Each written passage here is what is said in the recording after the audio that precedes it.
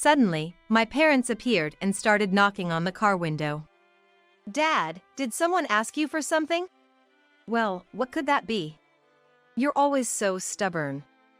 Just go and convince your husband, James. Say the chairman should be William because it's better for the company and step down.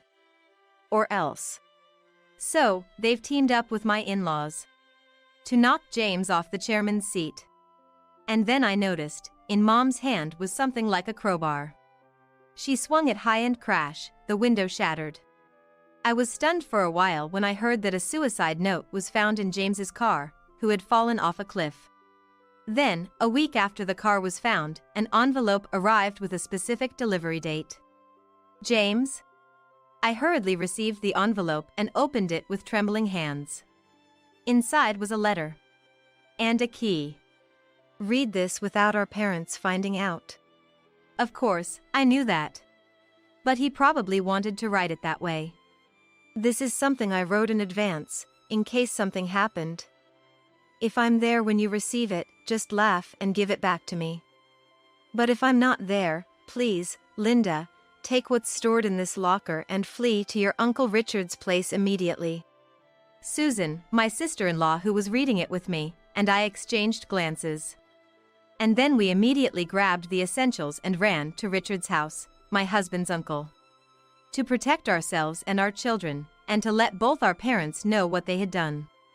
My name is Linda, 34 years old. I'd like to say I'm just an ordinary housewife, but that was only true until a week ago. Now, I'm a widow with 2 children. James took his own life. That's the most likely possibility, I was told. His car had fallen off a cliff. And a suicide note was found in the dashboard. I can't believe it, I won't believe it. Because it's true. There's no reason for James to take his own life. By himself. Rather. James and I met at our workplace. A real estate resort hotel, the place I had always wanted to work. As a child, I was captivated by a large, beautiful hotel I visited at the invitation of my parents' acquaintance. I chose a university that would teach me important things for the tourism industry, and even my part-time jobs during my student years were behind the scenes at nearby hotels. And finally, I got a job at the resort hotel I had always dreamed of. It was a place known for its strict employee training, and I almost gave up early on. The reason I was able to keep going was thanks to a colleague at that time. People quit one after another, unable to withstand it, but someone was watching over me, the one who remained. That person was James, who later became my husband. We dated for 2 years before getting married. But I was surprised by a fact I learned at that time. James was the nephew of the chairman of this real estate group. He was supposed to become a part of the group's upper echelon eventually, but at that time, he was still working as a resort hotel employee. After our marriage, James moved from the hotel to the real estate side and started showing his face at his uncle's, the chairman's, office. Originally, this group was just a local real estate business, but it grew significantly after the war. The current chairman is the second since the group was formed, and it's said that Richard's skills played a major role in its growth. During the good times, he convinced his parents, so they suffered less when the economy turned bad. Then they started developing resorts, and that too was steadily advanced. But things started getting fishy around Richard when he fell ill last year. And that was because Richard had no direct heir. That's when Richard appointed James as his successor. And that decision shortened James's life. I couldn't quite come to terms with the news from the police that James had died. In the midst of that, my in-laws kept calling.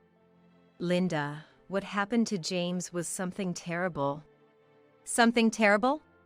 Is that how these people summarize their own son's situation?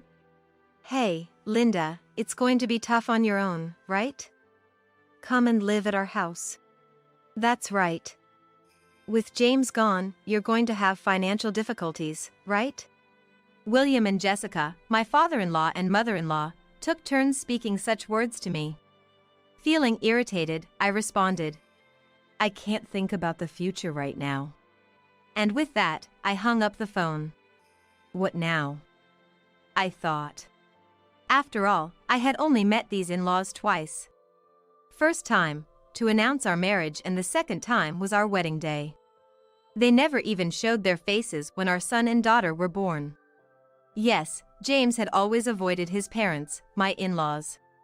He had harbored distrust towards them since our marriage, saying to me, "Those people are scum who never even try to work for themselves."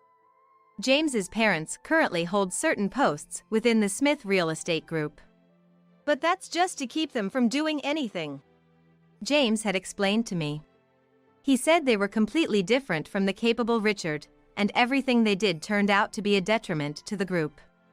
So they're given nominal positions just to keep them from messing up.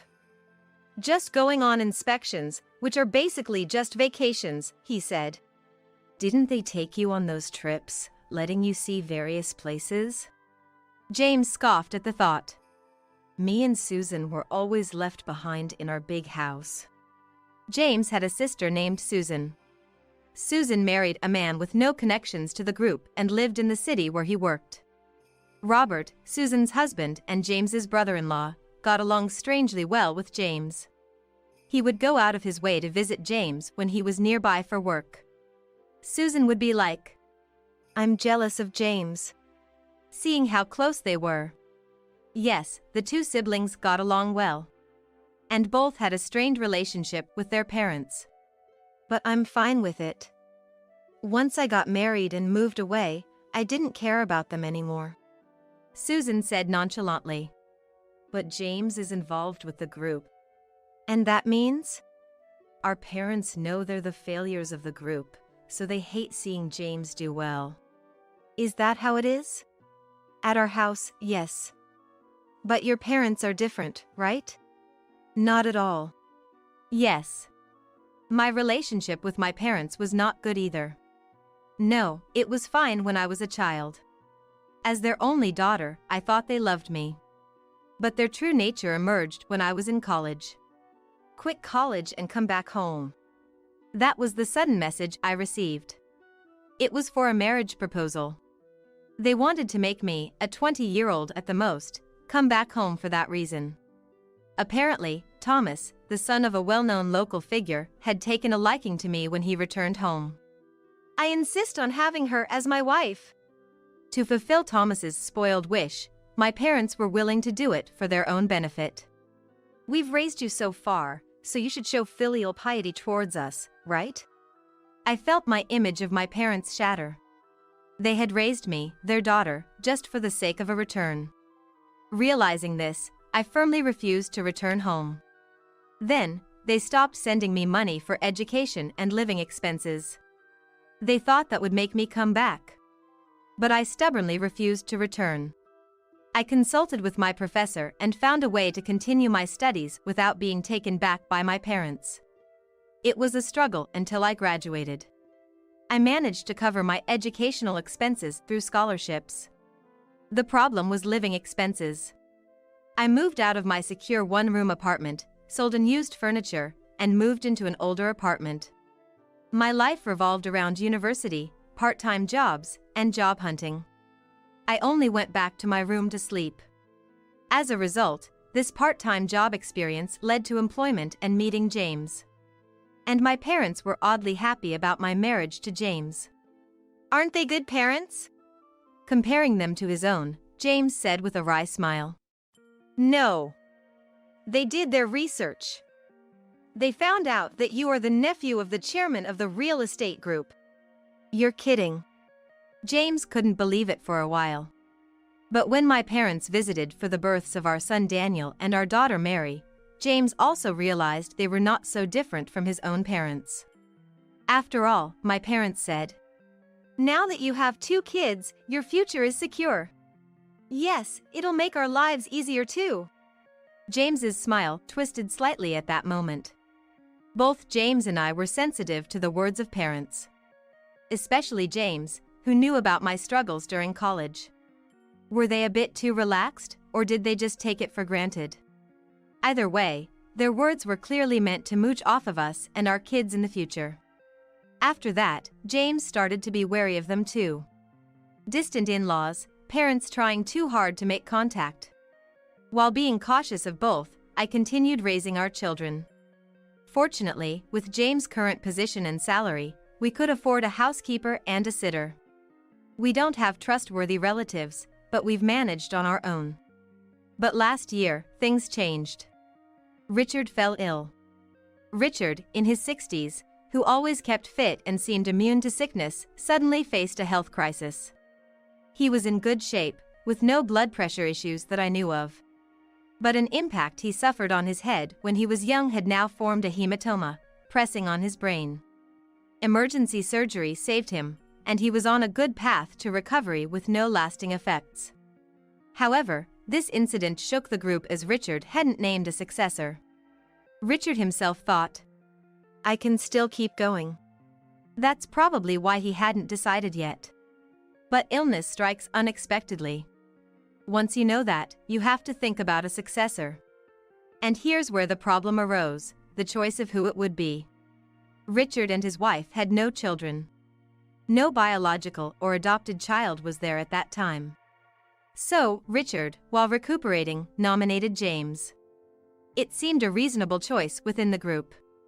Most senior employees knew that James was being trained and educated within the group.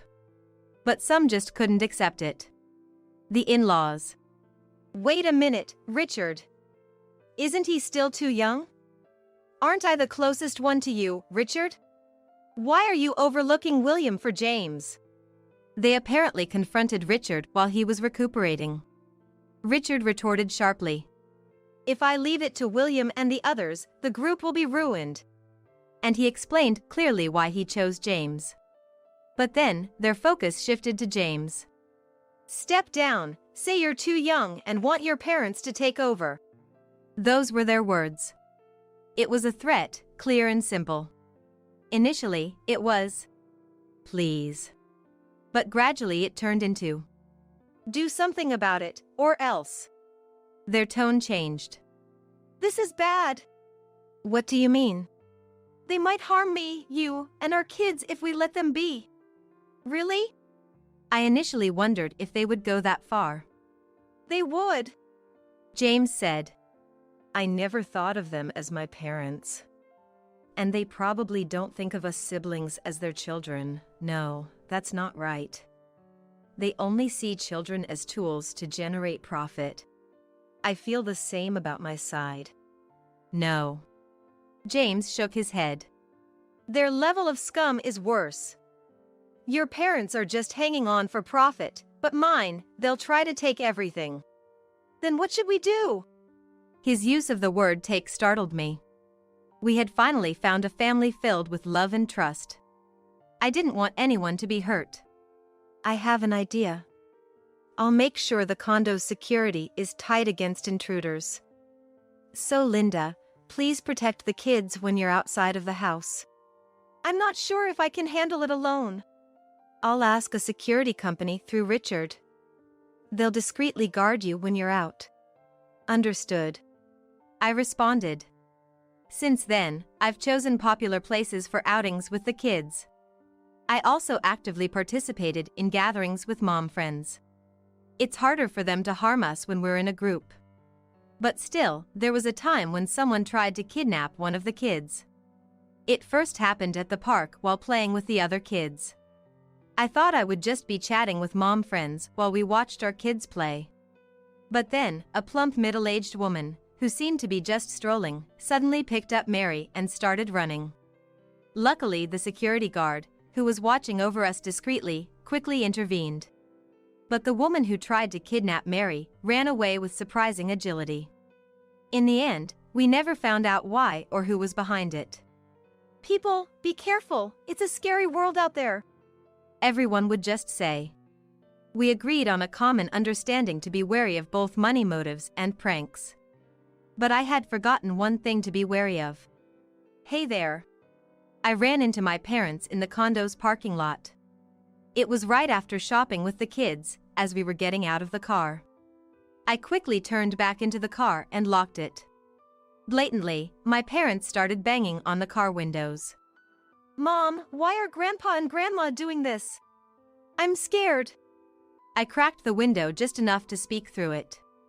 I really didn't want to open it, but we couldn't talk with it closed. What do you want? Ah, you finally opened it. Listen, Linda, could you please talk to James? What? You know, isn't it a bit off that young James is becoming the next chairman? Shouldn't it be William's turn? A chill ran down my spine. Could it be that these people? Dad, did someone ask you to do this? What? I don't know what you're talking about. Dad pretended not to know what I was talking about. And Mom said, "You're always so stubborn. Just go and convince your husband, James. Say the chairman should be William because it's better for the company and step down. Or else." In Mom's hand was something like a crowbar. Then she swung it high and crash, the window shattered. The kids screamed. Mom reached her hand through the broken window. "Get down!" I yelled to the kids and frantically honked the horn, signaling to the security guard who must have been nearby. Thankfully, several men soon came running. Tisk! My parents clicked their tongues and quickly left the scene, escaping in a nearby car. "Are you okay?" The security guards asked us. "I'm fine, but the kids." "I'm okay," Daniel responded loudly. But it was true that shards of glass had fallen on both of them. "I'll head back to our room now. Can you escort us to the entrance, please?" The guards agreed and escorted us. The manager was surprised at our situation and promised to thoroughly guard against outsiders. That night, I told James everything. My own parents, of all people. Ah, they must have been convinced. Offering a good position if they become chairman or something. It was likely. Very likely. Why did both our parents have to be such people? This is seriously bad. I'll go to Richard and ask him to look after you and the kids for a while. To Richard? Yes, but we have to make sure we're not noticed. Also, I'll contact Susan. I want her to stay with you and the kids for a bit. But won't that be a burden on Susan? Considering who we're dealing with, it's necessary. They might think the same thing could happen to Susan since she's of the same bloodline. We're better off making a united front. With that, James immediately contacted Susan. Unbelievable. Those people. All right, James, I'll join you. What about Robert? Robert's got work, right? Well, yeah, but okay, I'll talk to him. Thanks. It's good to have siblings at times like this. I thought to myself. And the next day, Susan came over promptly. I told Robert about the situation, and he said he's got something to look into and will join us later. Really? Robert's reliable. Well, he is the man I chose. We laughed together. But the day after that conversation, the call from the police came. We've found James Smith's car at the bottom of a cliff. I couldn't grasp the meaning of the words immediately. What does that mean? He was brought into the hospital earlier. I couldn't quite process the rest of the words. Mrs. Smith, are you listening? I heard the voice from the other end, but I couldn't move right away. Shocked, Susan took over the call. After that, it felt like I was just being dragged around by Susan everywhere. We went to the police, confirmed things, and were handed an envelope found on the dashboard. A will. When opened, there was a printed letter inside. The content was, I can't bear the burden of being nominated as chairman, I'm sorry. That's what it said. So, has the police concluded that James took his own life? No, there's still an autopsy and other procedures, so the final conclusion will come later. We're just showing you this because it was found. There's no way he'd do this to himself. I was shouting loudly. James, who always told us to be careful. I couldn't find any more words after that. The police said, We'll contact you when it's time to return James's body. And sent us home. I can't clearly remember what happened for a while after that. The local news on TV was saying, It's not yet clear whether it was an accident. Having said that, they also said a suicide note was found, and there's a strong belief that he took his own life. That was how it was reported on the news. I was so angry, I turned off the TV, and the kids looked at me anxiously. Is Daddy coming back? Daniel is 8, Mary just 5. Both of them had been taken out of school and kindergarten for a while. I was truly grateful Susan was there. My mind felt like it was covered with a thin film at that time, everything felt unreal. However, a week after the car was found, an envelope arrived with a specific delivery date. Linda, take a look at this. Susan handed it to me, who was in a daze. I glanced at the sender's name and my eyes widened. James? In a rush, I took the envelope and opened it with trembling hands. Inside was a letter. And a key. Read this without our parents finding out. Of course, I knew that. But he probably wanted to write it that way. This is something I wrote in advance in case something happened. If I'm there when you receive it, just give it back to me. But if I'm not, please Linda, take what's stored in this locker and run to Richard's place immediately. Susan and I, reading it together, looked at each other. Then hurriedly, taking only the bare minimum, we took the kids and all got into Susan's car. My car had been under repair since that time. I didn't feel confident driving a rental car to Richard's in the next state. So, I relied on Susan. Leave it to me, just wear a hat and a mask, Susan said with a smile. And then we drove non-stop. We were anxious until we reached Richard's house in the next state. I assumed security guards were nearby. But after what happened to James, I was worried something might happen to the car. While on the road, I contacted Richard's house. We're on our way. We parked inside the property and hurried towards the main house. Richard and his wife Nancy were already there to greet us. We're glad you're here, Linda, Susan. James asked us to guard you guys, and said he'd send you guys here eventually. But to think it would come to this. Thank you for having us. I'm sorry. This was the only place we could turn to. I apologized deeply. The kids were looking around the grand entrance in amazement. Don't worry. I didn't expect it to come to this. I underestimated them. I never thought they'd actually target James himself, those bastards. Richard clenched his fist in frustration.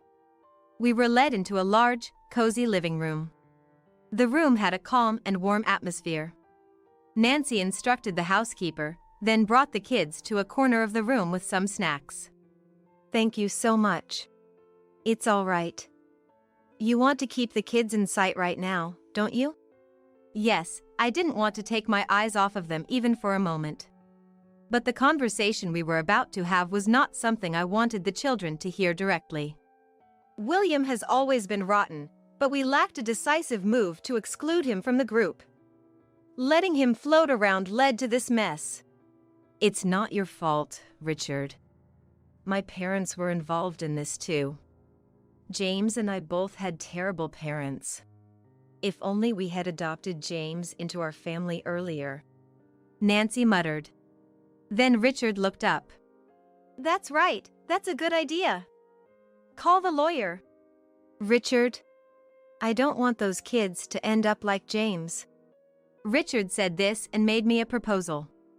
Eventually, James's body, after the autopsy, was brought to Richard's house for a private funeral and a memorial service within the group. I attended with the kids, as the representative of the bereaved family. Behind us, my parents sat shamelessly as James's in-laws. Colleagues from the company, all puzzled and saddened by James's sudden loss, were in attendance. He was truly an excellent employee. We were looking forward to his future in the group. Thank you. James would be honored to hear that. I mechanically repeated these greetings. Friends who joined the company at the same time as James were. How could this happen? Crying over the sudden loss. Everyone who had personal ties with James was genuinely good. But their parents. After the memorial service, Richard gathered the family, my parents, and the executives at his house. The large garden and halls of Richard's house were crowded with people. Then, someone came running in. Robert! He must have just arrived. Robert came running in, clutching a bag. Sorry I'm late, Susan, Linda. There were a lot of complications on my end. But it's good that the memorial service and the meeting were scheduled for today. It worked out. Robert had a sly smile. I'll return this to you. Robert took out a set of documents and a USB drive from his bag. Is it all settled? It was from the locker indicated by the key we received earlier. After leaving in Susan's car, we met up with Robert, who made copies of the documents and the drive. You've given the copies to our lawyer, right? Yes. That's good. We really needed the originals here. I nodded vigorously. At the meeting that started, Richard spoke in front of everyone about the incident, expressing his regrets over losing James, the successor. Then, when he paused, Richard continued. It's a real shame. And I think there's one thing I was wrong about.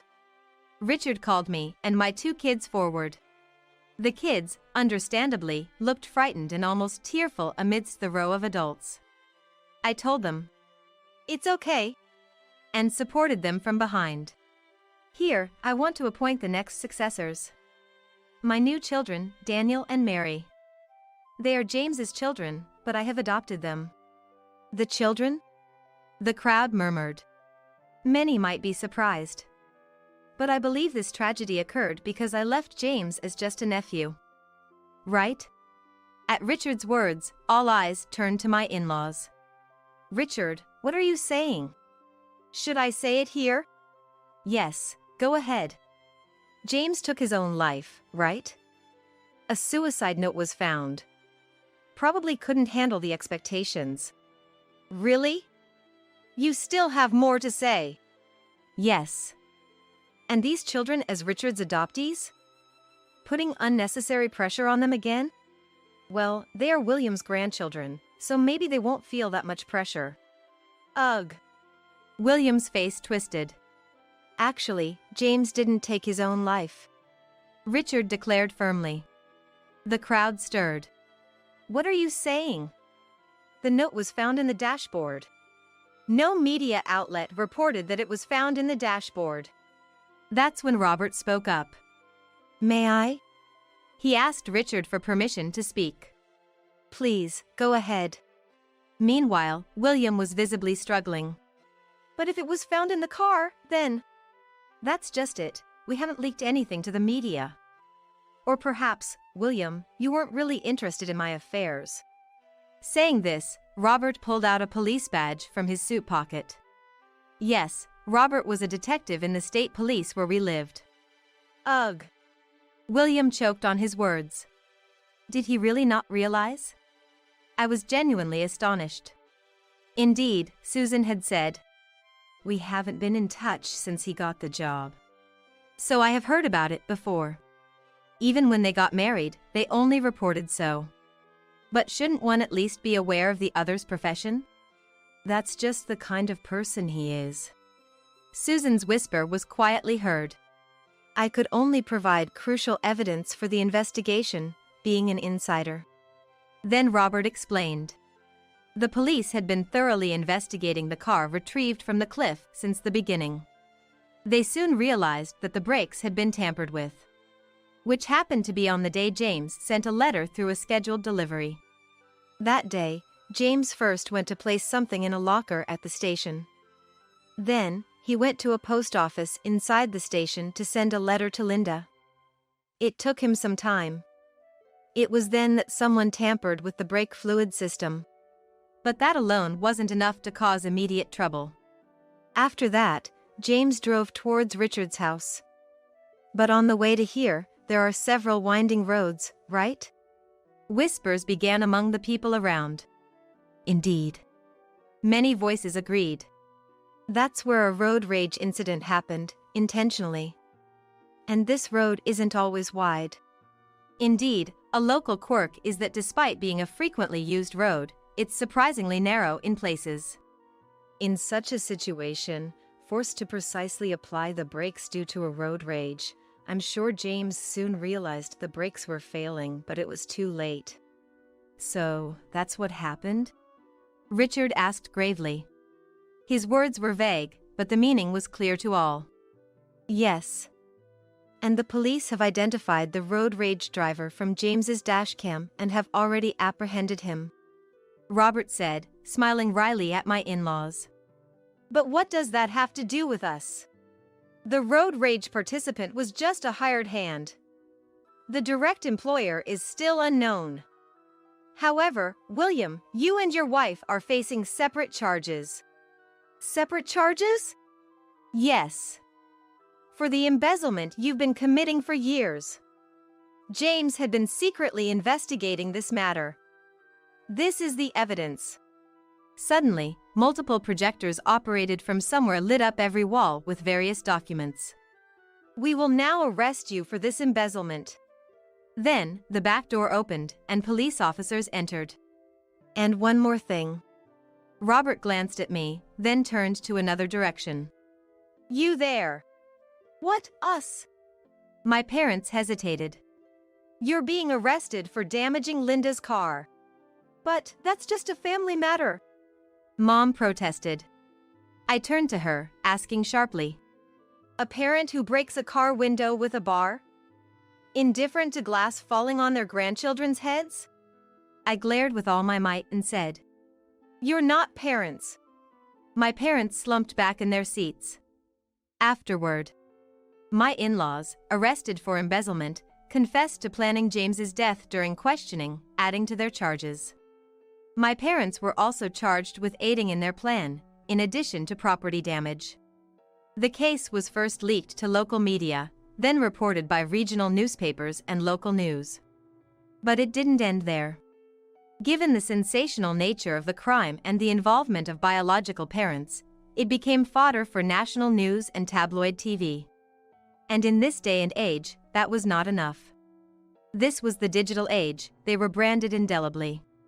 Even if they were released, what could they possibly do? But that's not my concern anymore. Since then, we've been living at Richard's house. His wife adores our 2 new children. Nancy, who always wanted but couldn't have children, is perhaps overindulging them a bit. But for now, that's okay. The kids, having just lost their dad, had to switch schools. I feel guilty for involving them in adult conflicts. But I believe this is the safest option. As for Richard, I must stay healthy at least until the kids are grown. He's diligently working on his fitness. Everyone, tea is ready. I spend my days in this house taking care of the kids and keeping these 2 company. I'm not sure how much I can contribute to them, but for the kids' sake, I'll keep doing my best.